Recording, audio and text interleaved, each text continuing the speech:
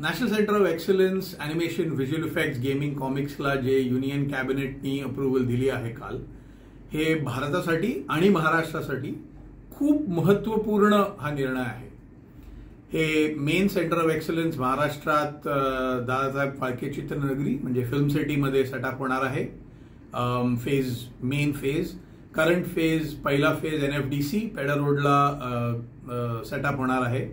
आणि हे जे NCOE आहे हे इन ॲडिशन टू एक फिजिकल लोकेशन, त्याच्यापेक्षा हे खूप मोठा पॉलिसी निर्णय आहे.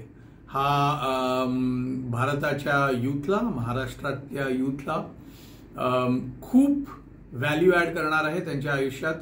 आपण world class education, world class media and entertainment technology ह्या NCOE मध्ये इंट्रोड्यूस होणार आहेत.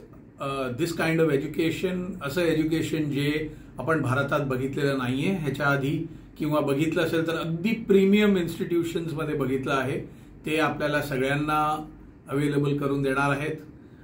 Support for industry in ways of आपलं ॲनिमेशन फिल्म्स जगभरातल्या फेस्टिवलला पाठवणं म्हणा, किंवा IP क्रिएशन, नवीन आयडियाजच्या क्रिएशनसाठी फंडिंग म्हणा, किंवा support for create in India म्हणा, ह्याच्यासाठी हा खूप महत्त्वाचा निर्णय आहे.